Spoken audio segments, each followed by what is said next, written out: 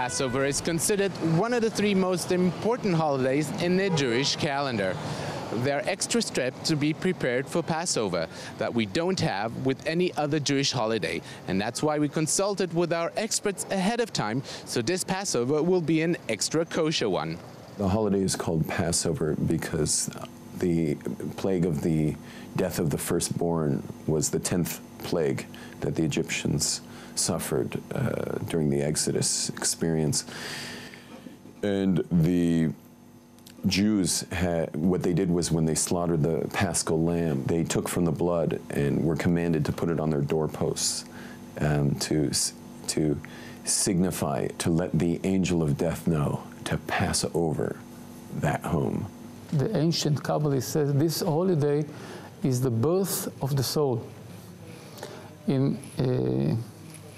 According to how much spirituality and effort a person put into these 7 days, it determines for the whole year the energy of the soul over the body. Passover kitchen, the counters were cleared, cleaned, boiling water poured on them, and then we foil everything, so it becomes kind of the NASA space kitchen. Those preparations of searching for the chametz, we have a spiritual aspect to it, meaning chametz or yeast or things that have risen have to do with the ego and our attachments.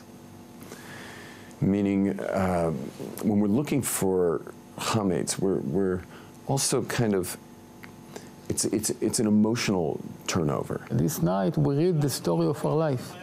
This story that we read is the story of the soul, how it can birth and overcome the body and go to freedom. A person must be free. Free person means that he controls his will. It's interesting that this night is called Leil HaSeder. Leil HaSeder means the night of organization.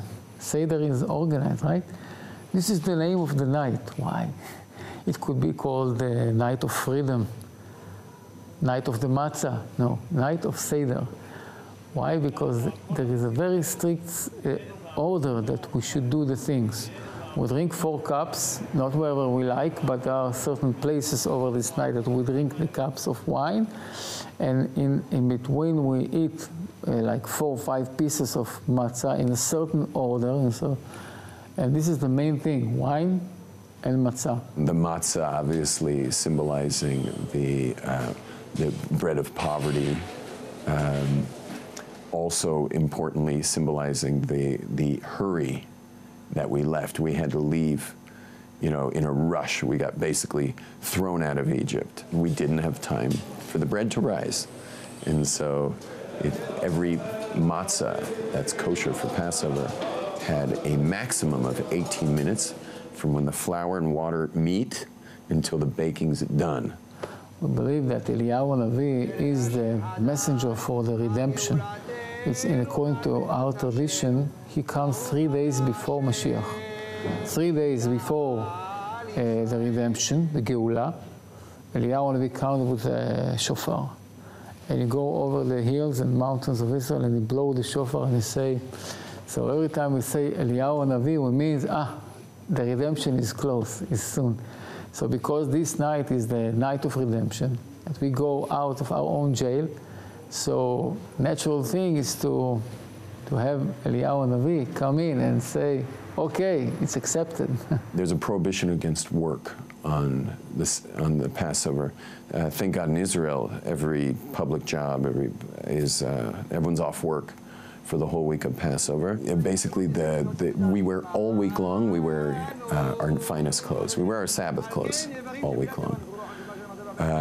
Trips, time to spend with the kids. It's really family time, it's downtime, low tech. It's just getting back to basics, during that week. So now that we know what needs to be done, the only thing left is to start implementing. For JN1, I'm Jacobsohn, wishing you all a very happy Passover from Tel Aviv.